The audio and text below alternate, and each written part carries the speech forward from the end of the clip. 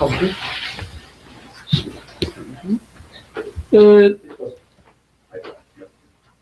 So we will, in this session, we will talk about mostly the practical issue, kind of about science, but not necessarily about the science itself, how we perceive science. So even science, sorry, not science. Science? Yes. Science? No, science, like engineering. Okay.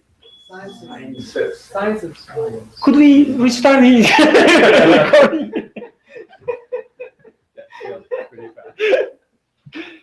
So, sciences. Is it okay? Absolutely. Chemistry, physics, certain. But I think it's better if we are outside the sciences, because it's about how we perceive sciences and why do we perceive in that way. So through our discussions, me, myself, my friends, we usually, when we talk about these scientific theories, we realize that we have kind of we're afraid of them because they kind of interfere with our iman, with our understanding of God. Just for an example, when we talk about the evolution, let's say, the question is, why do we think it is wrong? Okay, because we have to prove that it's wrong, because somehow, for some reason, it somehow contradicts to our beliefs, how we perceive God. So why this is the case? That's the topic I want to investigate. Of course, you can say that, no, I don't have anything against the sciences. But still, I think when we try to investigate the reasons, let's say most of the people think that way, I think we will realize that we have something about our belief in God, which is kind of misguided. So let's start with 3 verses from Surah Al-Baqarah. Even though the main context and the main message of these verses are not the topic I'm talking about, but when I read them, I just realized something which was really interesting to me. The first verse is the 22nd verse of the second chapter, Surah Al-Baqarah. And God says, He who made for you the earth a bed, and the sky a ceiling, and sent down from the sky rain and brought forth thereby fruits as provision for you. So do not attribute to Allah equals, while you know that there is nothing similar to Him. So while you know. Okay, so here, what I understand, knowing about the universe, because he's talking about the universe, right? He's talking about the rain, he's talking about the fruits, how they come to my plate. And he says, as you know about them, as you know about the universe, it should be for you contradictory to disbelieve God. So your knowledge about the universe somehow, we don't know yet, somehow should be evidence about the God. At least that's what I understand from the speech, the last part. So do not attribute to Allah equals while you know. It seems like reads like there's a contradiction if you know about the universe and then disbelieve God, or attribute equals to God. Okay, it speaks like as if there's a contradiction. So then he doesn't stop there. He also invites us to further investigate and also challenge us. He says, and if you are in doubt about what we had sent down upon our servant, then produce a surah, the like thereof, and call upon your witnesses other than Allah if you should be truthful. But if you do not, and you will never be able to, then fear the fire whose fuel is men and stones prepared for the disbelievers.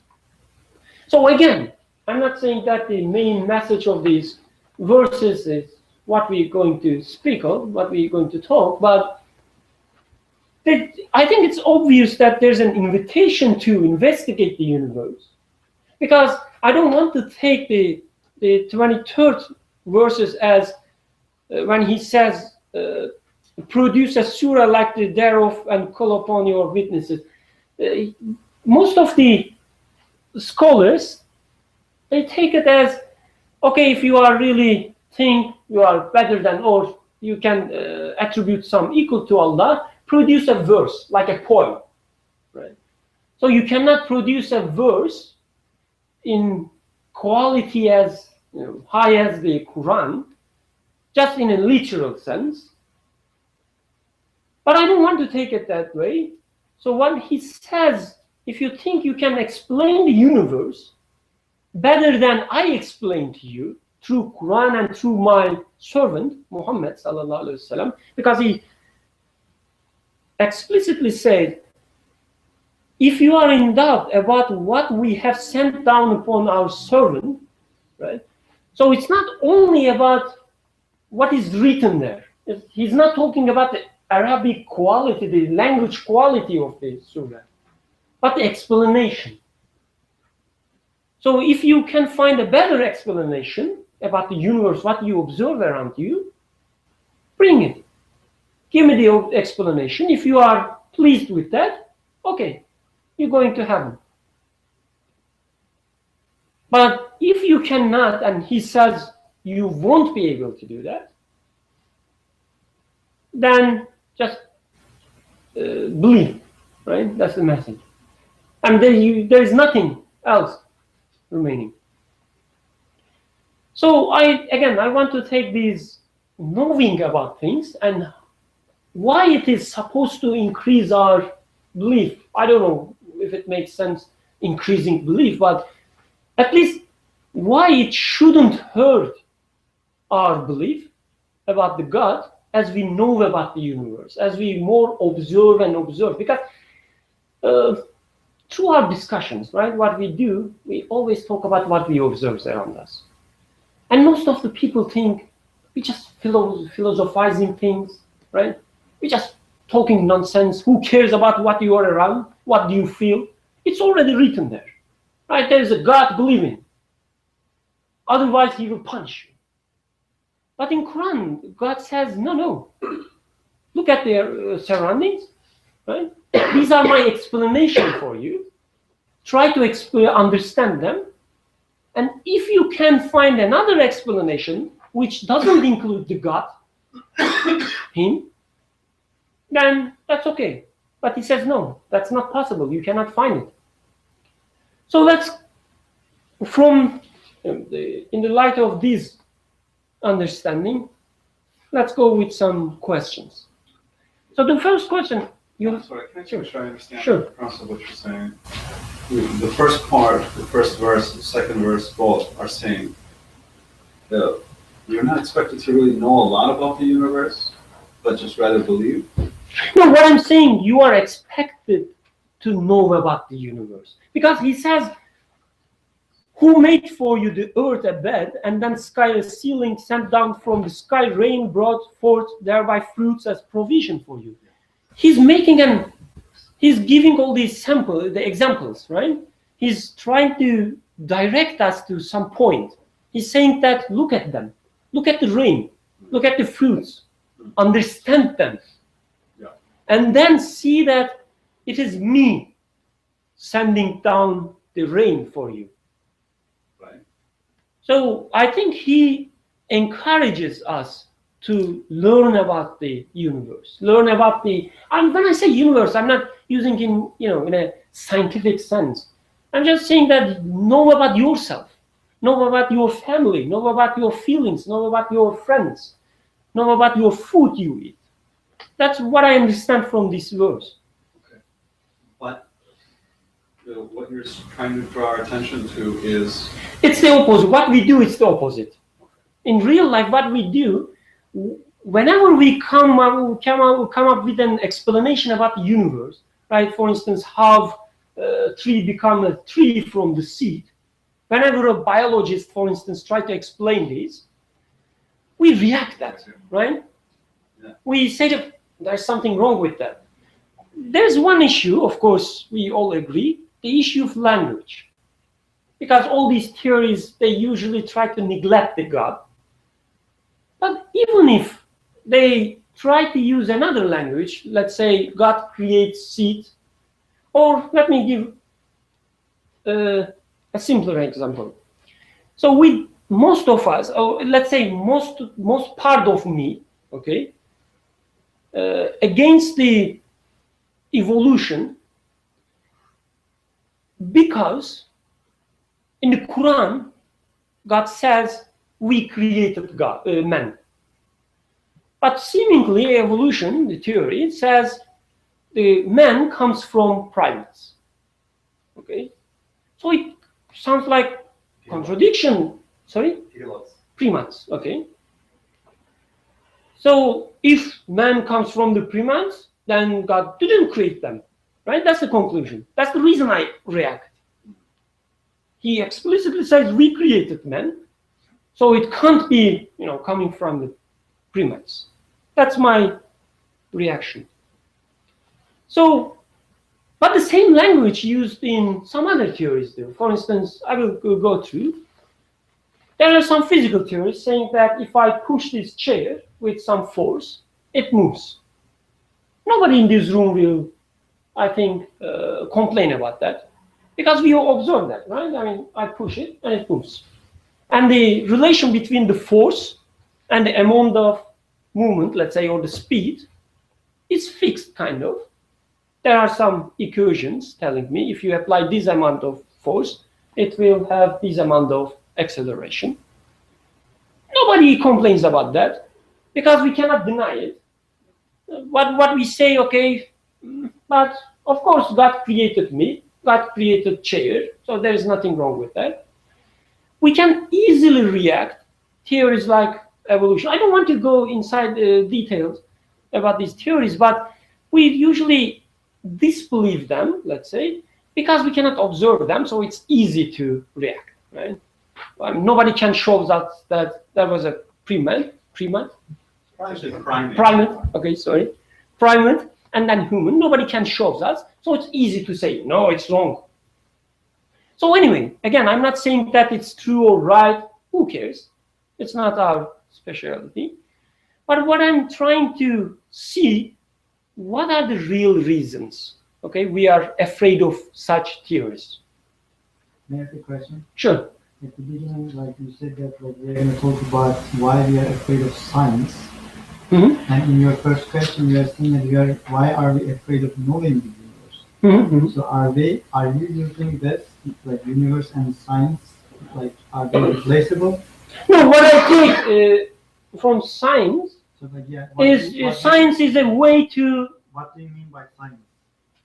What I mean with the science is all the methodology of the capacity to think about the universe. What's happening? For instance, when I push it, right, it moves. So I not only observe there, I also infer something, a relation between my force and the acceleration of the chair. Mm-hmm. So this is science for me. I see it, okay, I put a relation between them. I understand it. So science is your observation of An inference. surroundings and drawing conclusions from. Yes. How you explain. Yes. So whatever the subject matter is, if I'm working with the humans, for instance, if I'm a psychologist, I look at let's say, some stimuli and then responses, and I try to infer some relations between them. That's one way to do science, of course. But anyway, let's not use the word science, not to cause confusion. That's okay, as long as we know what you mean by Mm-hmm. So anyway, the first question is, why are we afraid of knowing the universe? Because even the believers, I mean, forget about, disbelievers, how we react them. Most of the believers, and even the most part of us inside, and we just want to take what is written there, literally, and just say it, okay, it's written there, so we accept that. I don't want to observe the universe because I'm afraid to lose my religion. We think if we understand universe in a perfect sense, whatever it means, there will be no need for God. I'm not saying that this is a right way of thinking. And the reason of this session is to show that it's not a right way of thinking. It's kind of a contradictory way of thinking. Although it is encouraged and even compelled in some verses in Quran. So my answer is just as a beginning point. Of course, we will further analyze that. We usually are in need of God. I purposely use the small letter for G here. So we are in need of God only at the beginning and end of things. What we say, for instance, the universe is created by God, this Big Bang, whatever it is, and it will be destroyed by God. But whatever happening inside, in between, beginning and end, happens by themselves. Right? There are these mysterious physical laws, or I don't know, laws of nature, whatever they are. They work by themselves, just like a machine. Right? There's someone who constructs the machine, which we call God, who construct this machine, sets everything, and then machine works by itself. At the end, he knows when to destroy the machine, so he will destroy the universe. If he wants, he can interfere by sending messengers, or he can make some miracles. How do you pronounce miracles? But that's the, let's say, traditional way of seeing God. That's how we interpret God. So we don't need him in between. So for instance, it's me holding this and shaking my hand, right? But I know that he created me. He can interfere if he wants. He can stop me doing this. But between all these milestones, the points, it's me doing this. That's our understanding. So if this is the understanding, then any theory saying that, no, he didn't create you from nothing, for instance, you were product of a transformation, a change of some other kind, let's say, then where's the need for God? Right? Because I need him only at the beginning, and some so-called theories claiming that they explain also the beginning. Let's say they further push away the beginning to the Big Bang, to the beginning of the universe, then where is the need for God? What we usually do, if we cannot deny these theories, like we cannot deny the relation between them, what we say, okay, but God created man. Somebody says, no, man is the byproduct of some other transformation from primates. We say, okay, God created primates, but no, they come from something else. Okay, God created them. They also come from this, and they also come from this.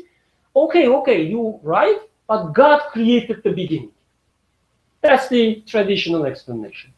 In Christianity, in most of the Muslim world, right, it doesn't change. That's the traditional way of explanation. God creates beginning, he concludes, and if he wants, he interferes.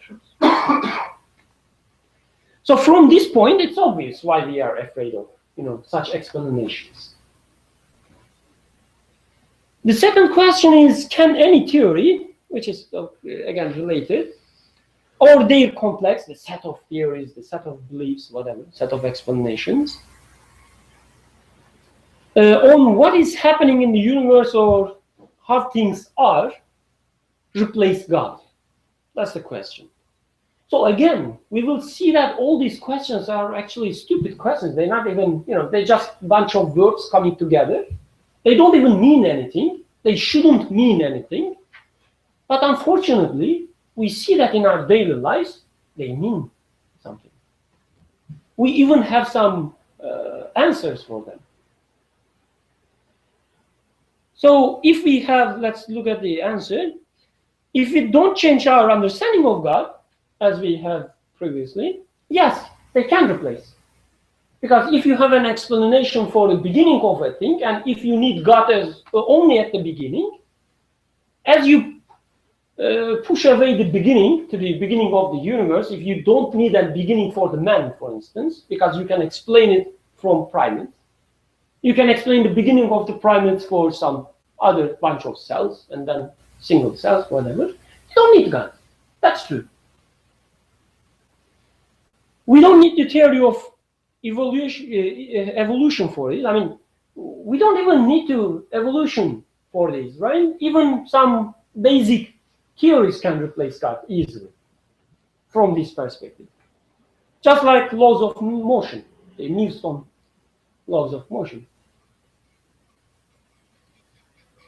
This is to say that then, we should get rid of every scientist, engineer, because they threat for our Iman, including Jalal, Yusuf, even Osman. Why don't you include yourself? Me? I'm kind of more You're a theorist, yeah, exactly. So we get rid of them. We burn down all libraries. Yeah, and we should definitely give talks, right, on why theories like evolution are wrong. We should go and make such talks. Which people are doing that? Yeah, they're already doing thankful to them. We're just waiting for the time that, they start to burn down the libraries and kill Jalal and Yusuf, after Osman, of course. So for instance, look at this is just one of the fundamental laws, like the fundamental relations, let's say, in the universe, that an object at rest stays at rest, okay? And an object in motion stays in motion with the same speed and in the same direction, unless acted upon by an unbalanced force. So if you have an object, right, moving, unless you interfere its movement, it moves forever. Of course, we assume there is no friction, because friction also is a kind of force. So if there is no force at all, if it is in vacuum, let's say, it moves forever. It doesn't require any source for his movement. Okay? That's the theory. And we can observe it, seemingly, in everyday life. Because, for instance, how are engines, the cars working, or how we send rockets, based on these and some other laws. So they are really working, seemingly.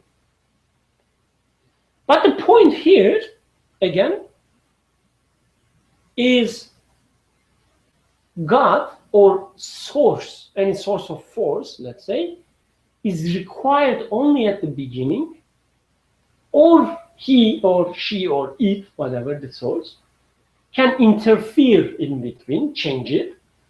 But if he chooses not to interfere, the particle or the object doesn't require it to, continue its action. So if we take the law in this way, it can replace God. It already replaced God, right? Because we said the object doesn't require God to move further. It can handle by itself. And complex of all these objects coming together creates the universe as we see, because there's this gravitational force between bodies. It's enough to make our world, the Earth, rotate around the sun. We don't need God for that, because It goes by the laws of nature. So anyway, then the last question is adding God into equation eliminate desire for searching the truth? Is religion against knowing? Or we can say, should we include the God in the equation at all? From this perspective. And question is obviously no. Why you need God? I mean, you just push away the need for God to the beginning of the universe, right? And we know that at some time in the future, be sure that we will be somehow make sense of the beginning also of the universe. We will put some numbers, some equations, and say that, you see, this is the beginning. So who needs God? I mean, they may be really right, these so-called atheists, right? We don't need God. If this is our perception. If we need God only at the beginning and the end and say that he can interfere if he wants, then we really don't need God. And even inserting God into the equation can hurt us. Because when you don't know something, you say that, okay, you see, this is the part we need God. It's because it's mysterious.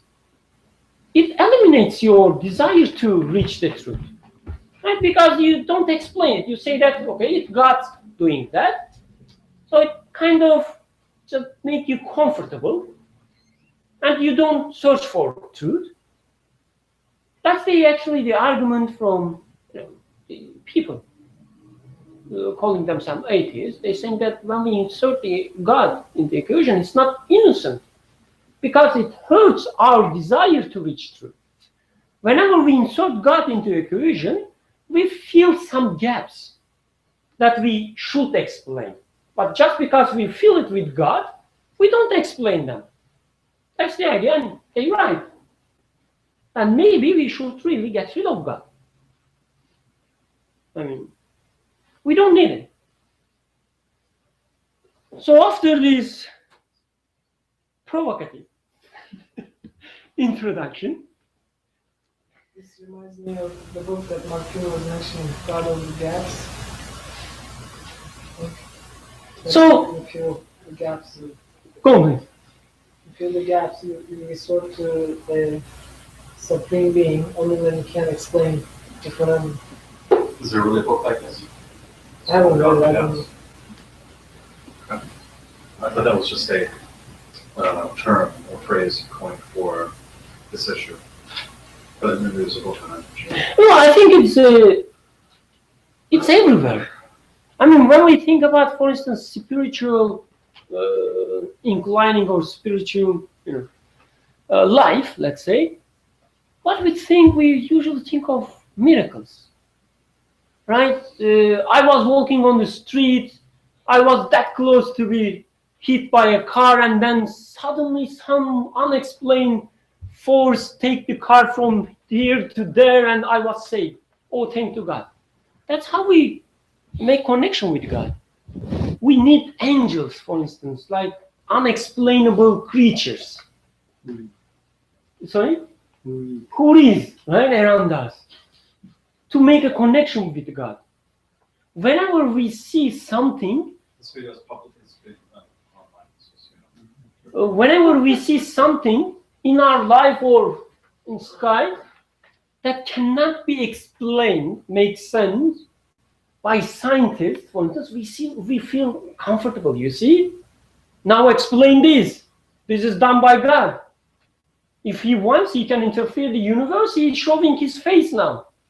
Go and explain it. And once they explain, we say, okay, you explain it, but then explain this.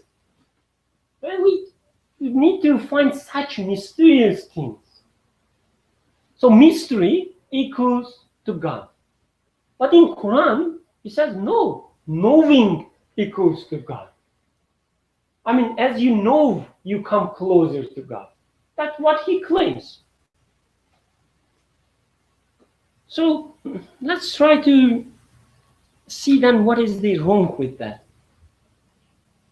Let's consult some text from Flashes, the 30th Flash, 6th point. The first ray, we need a volunteer to read, of course. Do you want to read it? Sure. At least the just first ray, but it's already long. You stop me. Okay, okay.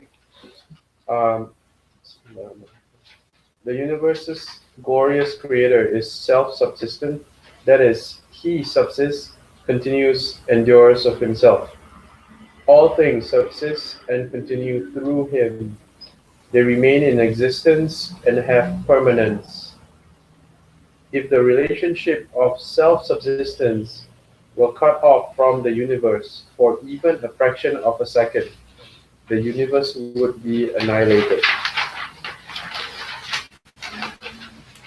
Furthermore, as the Quran of mighty stature decrees, together with the all-glorious one's self-subsistence, there is nothing that is like unto him.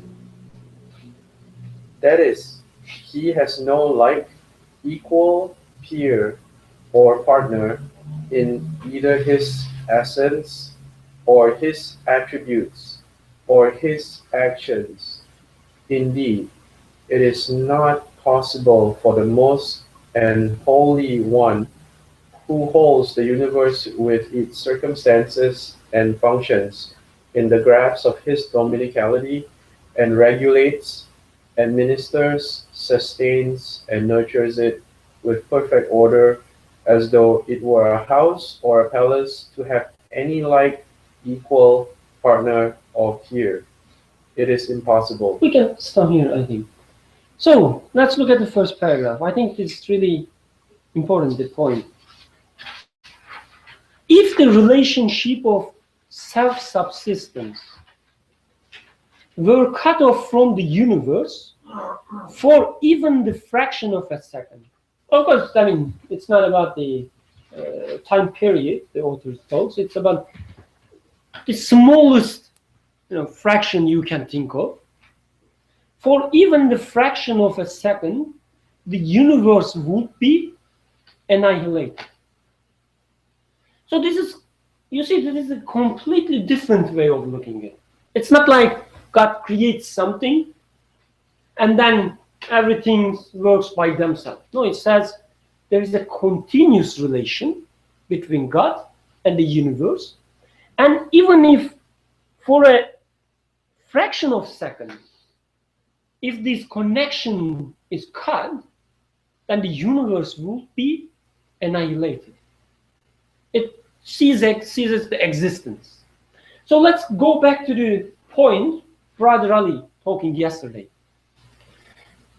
I think there were two distinctions: the essence, attributes, and also existence and continuation. So what author was saying there, you have to treat them equally, right? You can't leave continuation just because you think you explained existence. You also have to explain the continuation, because existence of a particle or existence of something is one thing, but how he continues to existence is another thing. And now what author says here, it is God creates the thing again and again and again and again, every fraction of a second. So there is no such thing like he creates a thing and then this thing continues to exist by itself. There's a continuous relation between God and the universe. And when we go into the detail using this, again, for instance, the argument of contingency, we see that this is a necessarily conclusion. So the necessarily being one is not only necessary to create things, but also to give the continuation of things. Because the creation is continuous. He creates and creates and creates and creates. That's the way we should look at it. Okay, that's the connection between God and the universe. There is no such thing like God creates a machine and then it works by itself. No, everything we see, even my movement of my hand on, is created by point by point by point.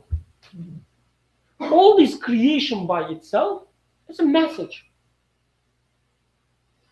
So the laws as we observe, I think we studied in another text. I don't want to go into the details, but one aspect of it, at least let's even small summary of the summary, as Nursis always says, is what we observe as a laws of nature.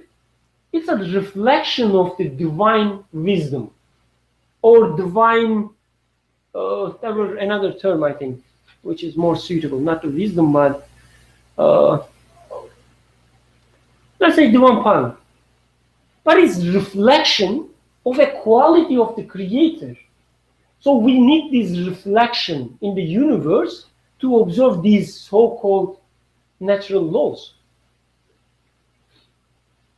So let's continue. He says in the next paragraph, it is even impossible to think the otherwise. Right? He's not said God chooses to interfere sometime, from time to time. No, it is impossible to think such a relation between God and the universe by cutting the continuous relation. It's not even possible, he says. He continuously creates, but because this relation is a necessary relation for the universe. So let's continue. Yes, indeed.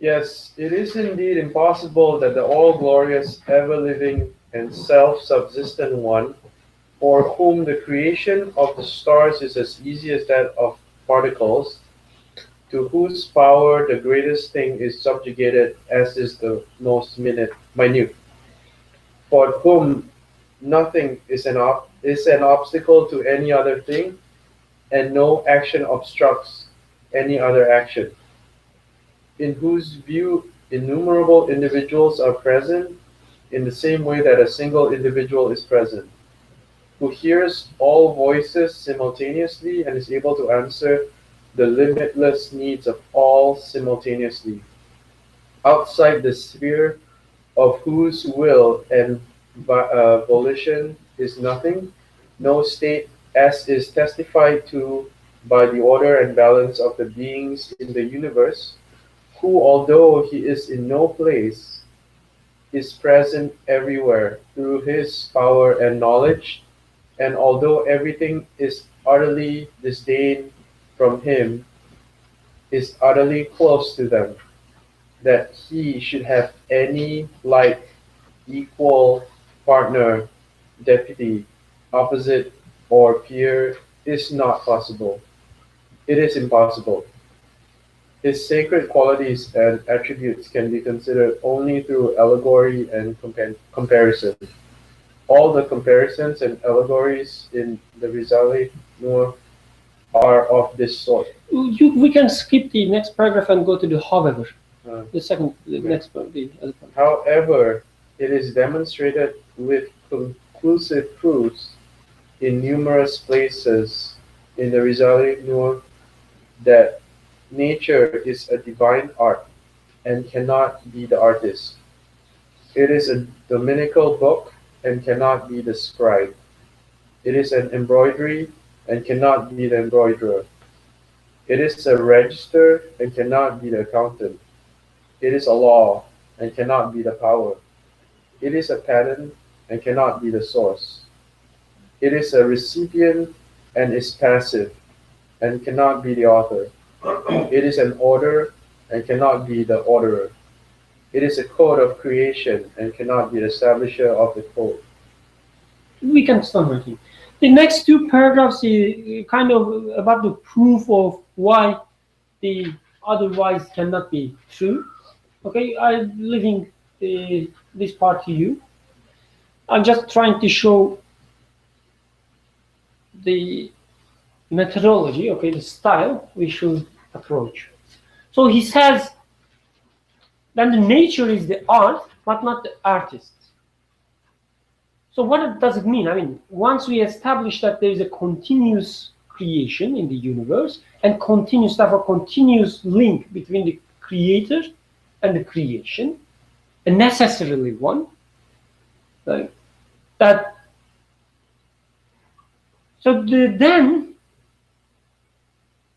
just because, for instance, I found a relation between my force, the amount of the force, and the amount of the acceleration of the object. So he says you cannot attribute to this relation. He's not saying that there's no such relation between them. But he says you cannot attribute this relation, you cannot attribute this art to art itself. It's art, it's not artists, right? It's not this force doing something there, or it's not the chair moving. They all created for every instance. But again, we shouldn't deny the art also. We shouldn't deny that we observe a relation between the amount of force and the movement. What is the significance of that? Because if we read further, and most of the part of the Risale-i Nur, the author says all this creation around us has a meaning. The creator cannot create something for without wisdom, right? For no reason. So if you observe something, if you infer something between force and the acceleration, for instance, there should be a meaning for it, for you. So it's like a message from your creator. You have to receive it. Otherwise, you just neglect it. You say, oh, I don't need this message. I don't need to, learn about you. Whatever you're trying to tell me. No, he says, don't deny this message. But you should be careful that you don't attribute the message to the letters, for instance, or the envelope that carries this message. Make a connection between this message and your creator, but then read the message also. Because, okay, what we usually do, okay, we either, deny that there's no such thing, there's no message, or we accept this, okay, creator creates everything. We look at the message, we smell it, we say that, oh, look at the beauty of it, right? Just like, okay, I write a message for my, let's say, the girl I, like, give it to her. In the message, I say that, oh, I love you. She looks at it, look at the letters. She says, how considerate person like Birkan, he just make me, feel good. He prepares something. It smells really good. The letters really look nice. He's a good friend of mine. Okay, that's the conclusion. No, I say I love you there. I don't want to be your friend, right? This is not the message you should get. But to get the real message, you should read the text. I mean, we look at the rose, for instance, a flower. We say, oh, it's a beautiful flower. It is created to please my, let's say, feelings, my hormones, my physiology. Because I smell it, I see it, whatever. But it's just a message, right? The letters we appreciate there. You should also look at what's happening inside. Why? I mean, how it is created. What kind of, actions happening inside? What kind of message it conveys us? There's always, further steps we can take. I'm not saying that just looking at the flower and appreciating it is not enough, it's something bad. No, it's good. It's one kind of message. But there are also always further messages. Just look deeper and deeper. Make a connection between the flower and the animals, for instance. Right? Make a connection between flower and bee. Know that when bee, go to the flower to feed itself, it also helps flowers to reproduce by carrying the, what they call, in Turkish we say pollen, pollens. Right? Know about this relation, because through this relation you will receive another message. Don't stop there. I mean, see how our Rab, sustainer, sustains all these flowers, sustains all these animals. Don't only appreciate the beauty of the creator, but also appreciate the sustainer side of the creator. So don't deny the art. Just be careful you don't attribute art to the art itself. Know that there is an artist there. I think that's the point, at least what I received from. Is there a message there? Is it writing from the other room? I don't know, maybe they complaining about my interpretations. Kuffar, burn down him. How can I see the message? Thank God, it's okay. Open your eyes. Okay, let's continue. Read this section. We are sorry, guys. So let's continue. So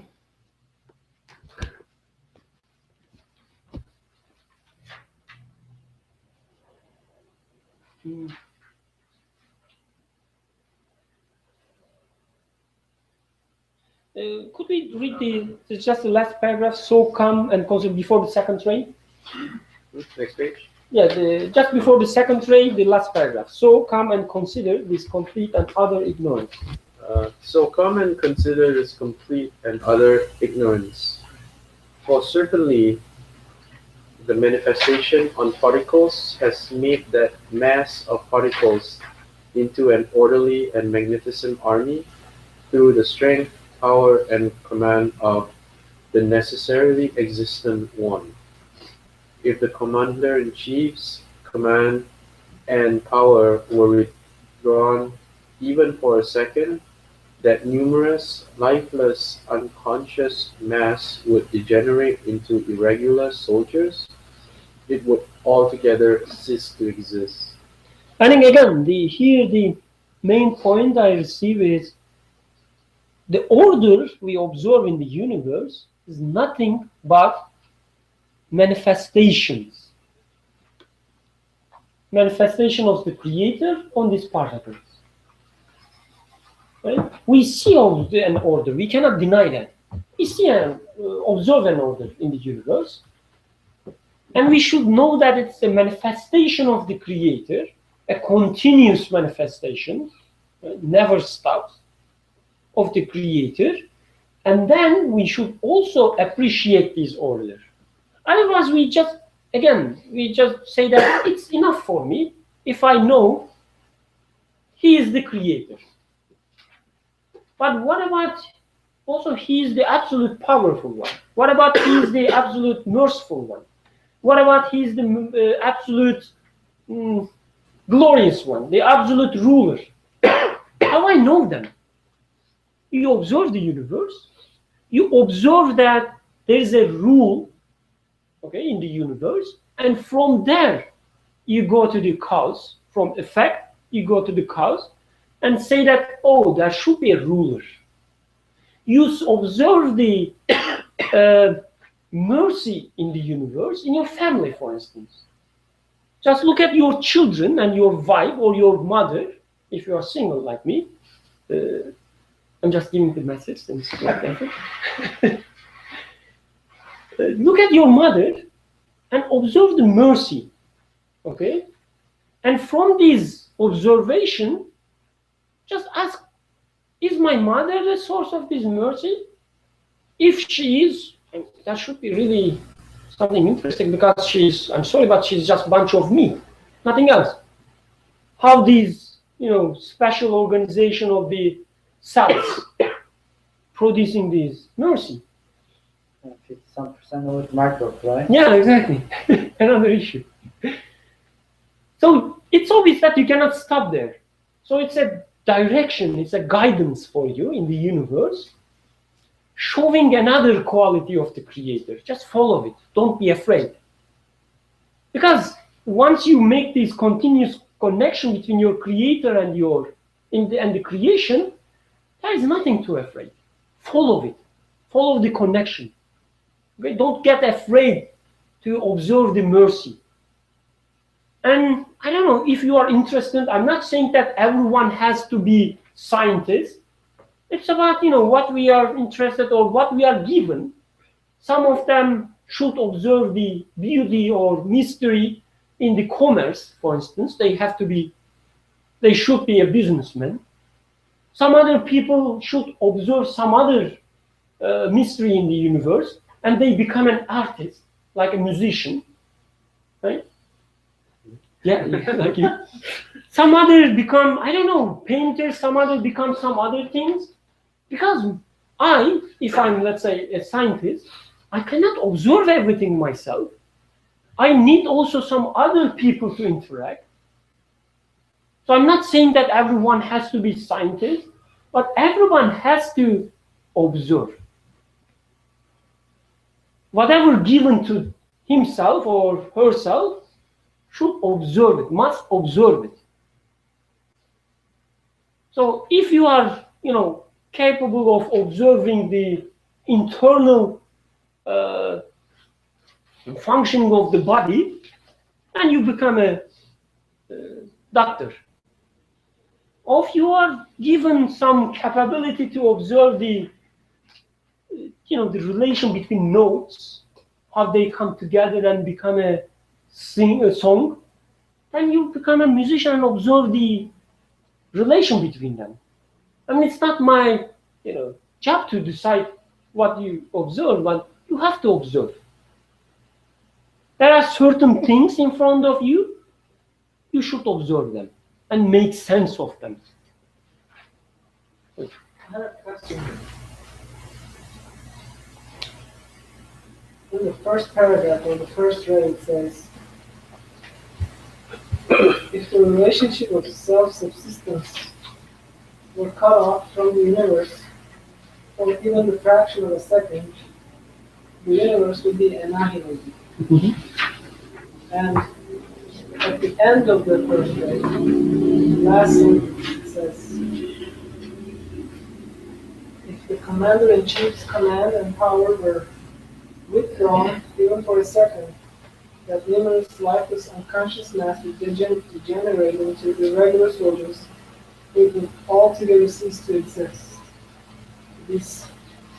So the same idea, or similar ideas, were repeated in at the beginning of the first ray and at the end. So clearly, this is the main idea of the ray. So how is this true? What is your understanding? How can we see for ourselves that this is really the case? How do you observe it, right? How can have you ever witnessed that the universe would indeed be annihilated if we suppose this to be the case, or we cut off that connection? Mm-hmm. I think that's necessary for us to convince ourselves that what you're telling is true. Sure, definitely. I think one strong point comes from our previous discussion yesterday, Brother Zali's session, when author gives a proof of the existence of the necessary one. He explicitly emphasized that this proof is not only about the existence of things, but also continuation of things. It's not only about the essence of things, if you think them in an abstract sense, but also about the attributes of things. Because he says, just using this argument from contingency, okay? We don't only observe that existence of one thing is contingent. We also observe that its continuation in the same way, or this transformation we observe, it's also contingent. So there is no way, so once we decide that, once we realize that it's contingent, so it could be some other way, then there should be an explanation for that. Let's put it in a layman terms. There should be someone who decides to this actual reality. Because it exists, okay, someone decides it will exist. It will exist. And then also someone decides for the next second or for the next time point, whatever, it will continue to exist. Or another exists, okay, someone decides that. Also the same someone, or maybe some other someone, we don't know, also decide it will have a shape, like attributes, or it will have green eyes, for instance. So not only you being exist is decided, but also you having green eyes decided. Or not only the force is created, but the effect of this force on the movement of this chair is also created, because every single part of this relation is contingent. So every single instance and every single part of the relation has to be created, decided by someone. I think this one point, we can further discuss this argument, but also there are some, again, observations we see in the universe, thanks to so-called sciences helping us. Again, yesterday, we were reading a paragraph saying that if you think a single change, just like a minute change in an orbit of a star, you will see that everything will be kind of destroyed. Right? The earth becomes flattened, sea is burning, because everything tied to everything else. These massively interconnected web of things, one evidence for the unity. So if you, as he says here, if you just take off this divine wisdom, let's say, which makes everything come together, then everything necessarily annihilate. How so? The question is, I think you were trying to get at something else than what Vilkan's trying to say. I think Vilkan's presentation today is more related or concentrated on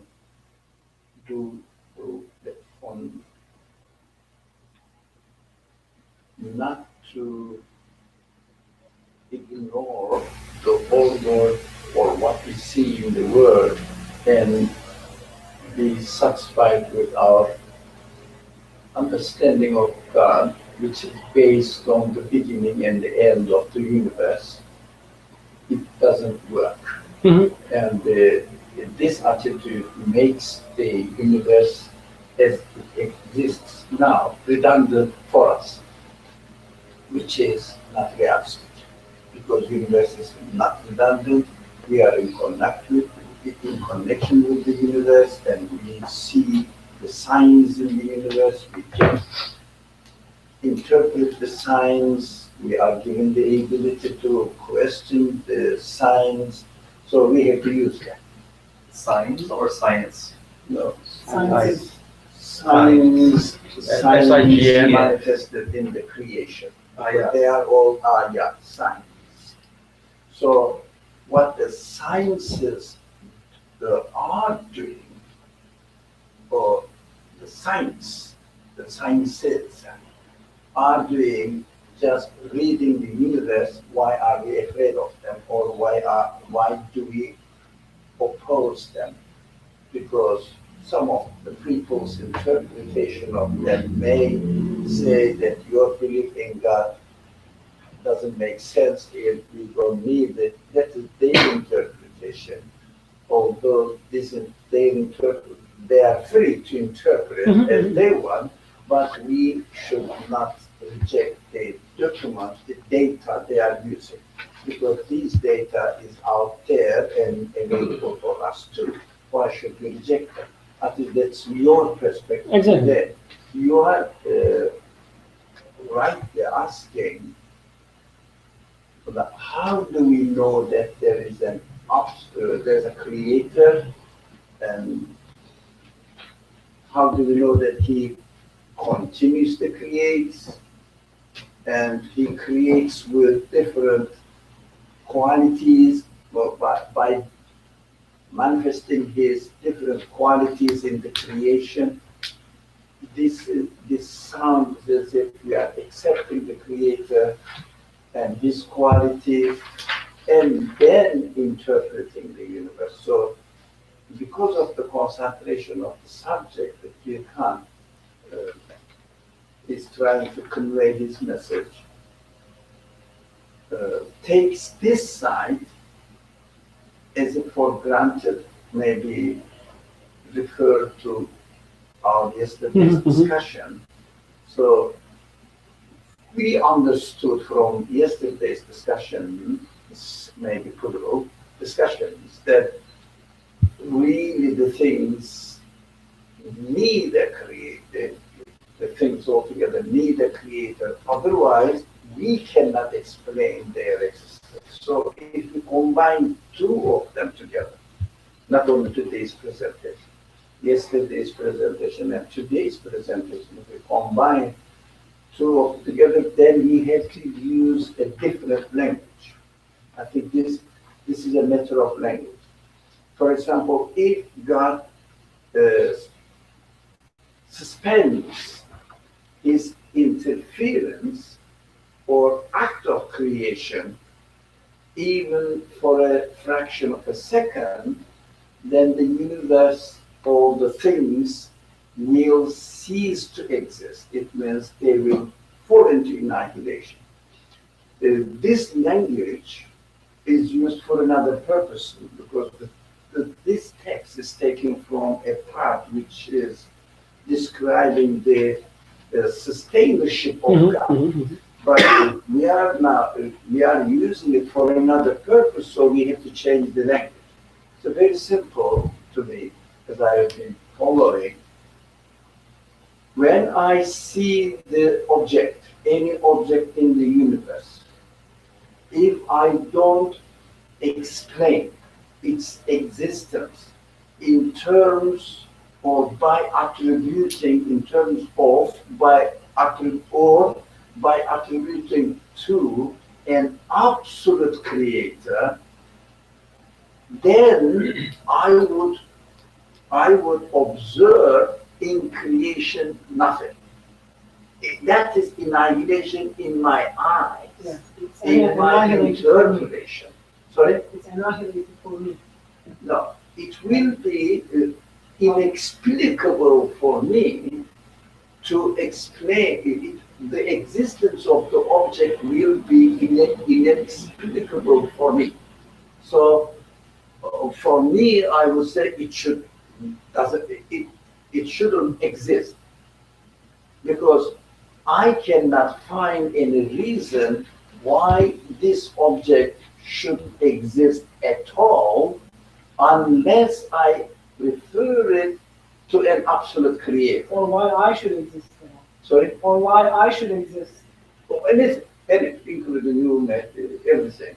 So it means I cannot explain the existence of anything. Because of the, now there are two different things. Because of the purpose of Gürkan's presentation is different. And the purpose of the author who argues here and uses the language is different, because he uses the language in order to explain that the creator of the universe is not only the creator, but also sustainer, because this creator is a self-sustaining, subsistent one. In order to prove that this creator is a self-subsistent one, he uses this argument and language accordingly. So we need to change the language while we are applying it for another purpose. The methodology is the same, but we cannot say normally that if the creator suspends its interference, its act of creation on one object, this object falls into annihilation. We have to change this language. I cannot explain the existence of this object unless I refer it to an absolute creator. So from my point of view, I should be left with no reason for the explanation of the existence of the things. For me, it should fall into non-existence. So I cannot explain it. It's very simple. So the language, we can argue if we have time. I wanted to argue it, but the person I really wanted to be present is gone. Maybe he is tired and sleeping. Do we have time at all? What time are we? We have 20 minutes, 15 minutes. 15 minutes. 15 minutes.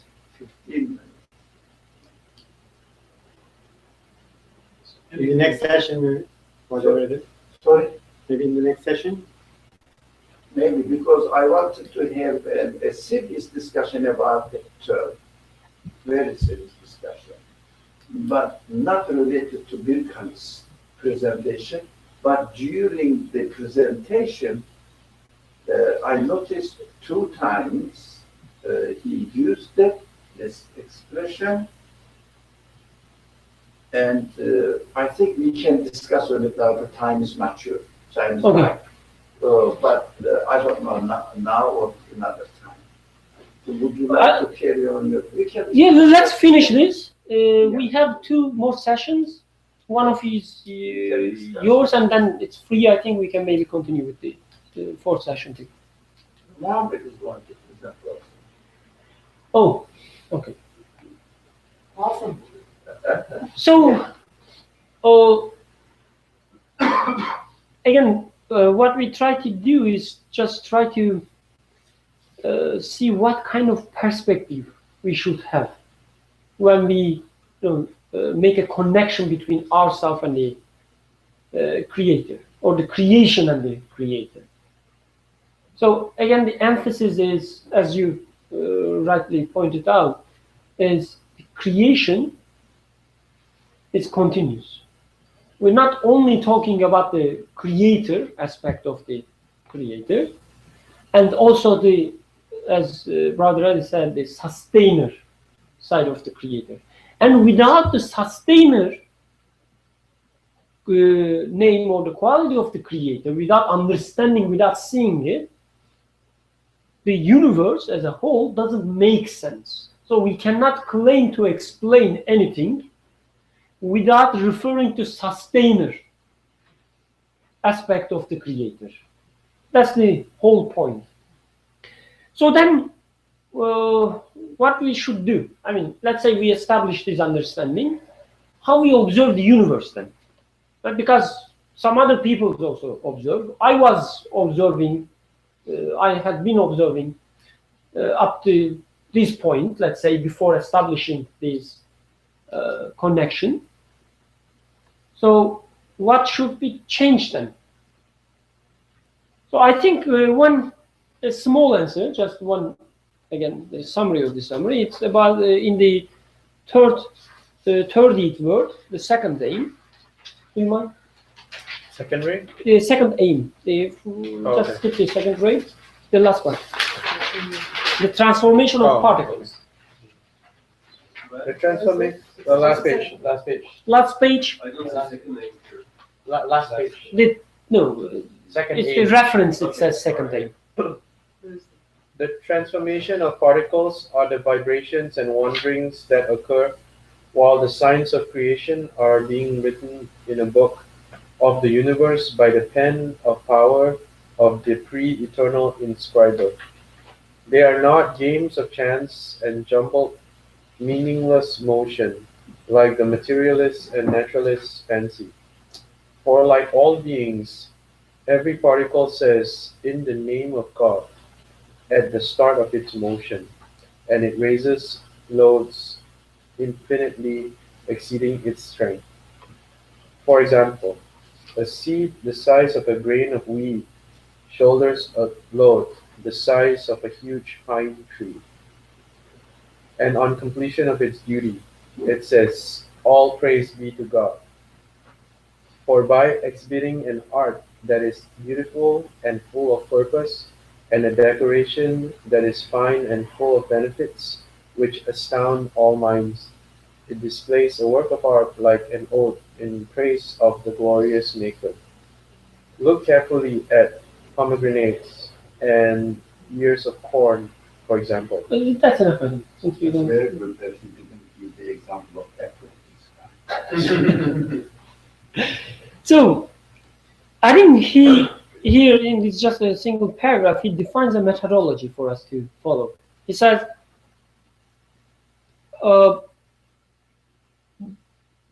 and on the completion of its duty, it says, "All praise to be God." So everything is like a pointer to the God. For by exhibiting an art that is beautiful and full of purpose, and a decoration that is fine and full of benefits, okay, full of purpose, full of benefits, which astound all minds, it displays a work of art like an ode in praise of glorious Maker. So what he says, don't lose yourself in the beauty of things, okay? Look at the purpose of this thing in the universe, and purpose in relation to you, whatever it is, whatever you can observe. Then look at the benefits, and then look at the artistic side of it, because it says it's art. Because all these things point a quality of the creator. In this case, for instance, the glorious Maker. So don't miss them. Don't miss purpose, don't miss benefit, don't miss art in the creation, so that they can make a connection between this creation and your creator for you, and you observe also all the, in this example again, all the glorious Maker. Or look at your mother, right? Understand the purpose, the benefit of your relation, so that you can reach from this observation all compassionate one. Of course, the beginning is, again, the whole text is put there for some other reasons, but I think the methodology we can use, it's there. So what is that? And let's go back to the beginning and make sense of all this nonsense talk I have. So we should observe, right? We should make sense of things. We cannot get rid of our abilities to induce, for instance, right? We shouldn't be afraid of induction. We shouldn't be afraid of deduction. We shouldn't be afraid of inferring things, because all these capabilities, all these capacities are given to us for some reason. We cannot just say, "Oh, I'm just sitting and observing the universe." That's usually the language we believers use, right? We don't make sciences, we just observe. What do you mean with observing? You have to infer some relation between observations. I mean, you cannot just say, "I push it and it moves." No, you have to also calculate, not you, but not me, but someone, right? Also have to see the relation between amount of force, the magnitude of a force, and the amount of the acceleration. It's another message. We cannot just say that, okay, whenever God creates my finger moving, making this movement, he also creates this motion. No, learn more, make inference between them, make some connections. Because these connections, as we saw yesterday, we were talking that everything is connected to each other, right? Even at the conceptual level in our minds. If I didn't know that everything is connected to each other in some way, I wouldn't infer the absoluteness of the Creator without observing this relativity, without inferring this relativity in the universe. So we're not just, how to say, the passive observers, right? We observe them and then also make inferences on them, analyze them. What's happening? What happens if I put that amount of chemicals inside some other chemicals, right? See, make some conclusions. Just because we shouldn't use this cause and effect language, it doesn't mean that we should also avoid the relation between things altogether. Because these relations also tell something about our Creator. So let's go back to the argument we had. Forget about the evolution, okay? I'm giving another extreme theory, which is, let's say, we already know it's stupid, even though we can't be sure. Let's say the life on Earth, okay, started by some aliens, okay? Some aliens came to the Earth and made some experiments, and then here comes the human beings, okay? They mated some primates with some other animals, right? And here comes the human beings. It is true or not, it's not my job to do. I mean, it's not my profession. Maybe there are some verses in the Quran saying that it's not true. I'm not saying that we cannot use the Quran or the religious knowledge, that's so-called religious knowledge. But even this is the case, as a, the succession of the events, even if we observe the universe, we see that some aliens coming to Earth doing something and then born the human being, it doesn't change anything. Because we don't need the God at the beginning or the end only. We don't, attributing godness to the aliens. We say that all these actions, all these events, created by God for some reason, we look at them and try to get the message. Again, I'm not saying that this theory is right, this theory is wrong, but even if it is wrong, or even if it is right, it doesn't change anything about our understanding of the creation, our understanding of the Creator.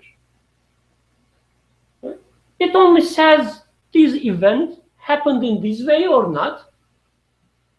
It changes the message.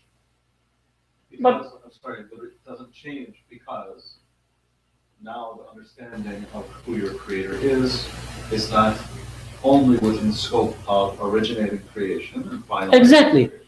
I mean, if there are certain set of events occurred, right, on this world, for some reason, all these events, all the relations between these events, all created by the God.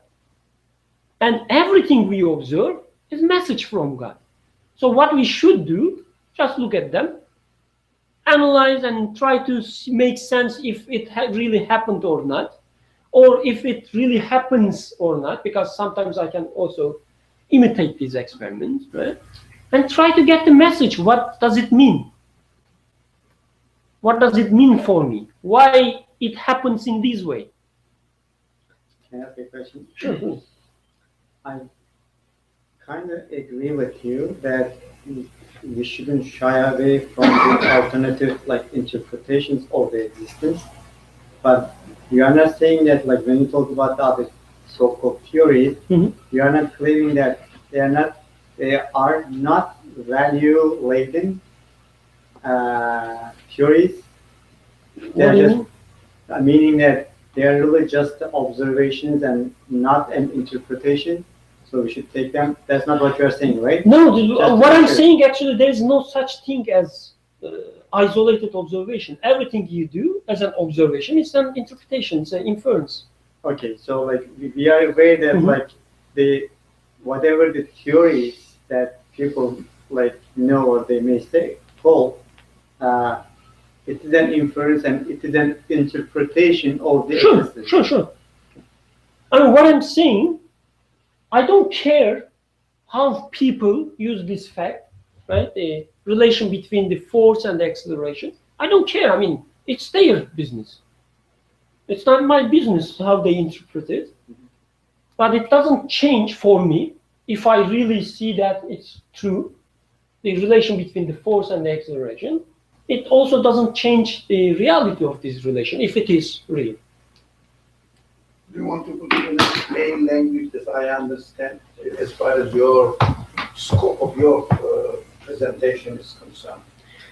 If someone pushes the chair and the chair moves, of course there's a relationship between the power Mhm. The force. inflicted upon the chair, Mhm. the force inflicted upon the chair, and the chair accelerated certain, moved, displaced. So, and then after observing this, and he said that, you see, I can apply this amount of force, and the acceleration will be that fast or slow. And there's no need to believe in God. Mhm. That's the interpretation of that, or the inference of the certain person. It should not prevent us from going to the event, repeating the event, and seeing the relationship between the force, applied Mhm. force, and the acceleration, and trying to understand the nature of this existence and interpreting it. Their interpretation of the event should not be an obstacle for us, because their conclusion contradicts my conclusion. Because my conclusion, for any reason, says there is a creator who gives existence to this movement, or this replacement of the place of the chair, whatever you call it. They refer it to accidental happening, maybe, or whatever, Mhm. without referring it to God, should not prevent us from studying the same topic. Not only Exactly. should it not prevent us, it should actually motivate us. Yeah, because Encourage us. When I interpret that event Mhm. with that worldview, or with that, according to that value-laden framework, I realize that my universe is annihilated for me. That my whole existence becomes unexplainable. And so, there's a strong urge in me that that should not be the case. And so this limbo, this contradiction between the event and my reality should spring me to action and look at it with a fresh new eye. exactly.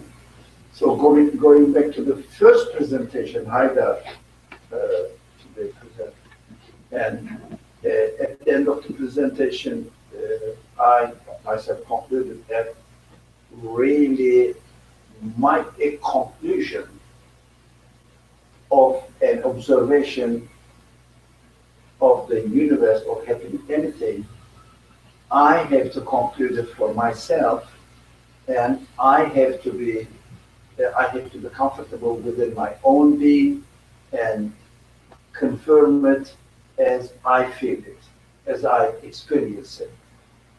Whether somebody interprets it another way, doesn't matter. My duty is not to contradict my own human qualities. So I have to be consistent within myself. As Zafer said, if somebody says, that I understood the universe is happening in this way, and I believe or I conclude that the existence of the universe can be explained in this way. If I am not comfortable with this conclusion, I have to make my own conclusion. Do not deny the observation.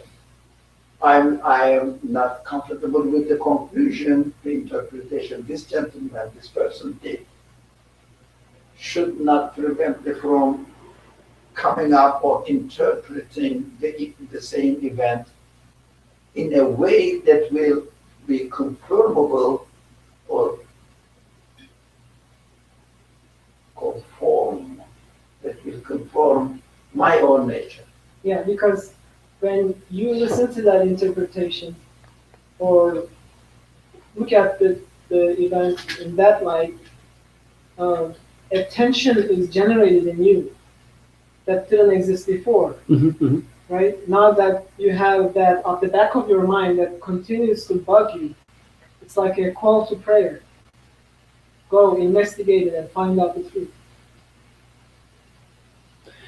So let's close. So as a conclusion, we shouldn't kill Yusuf or Jalal just because they're doing sciences.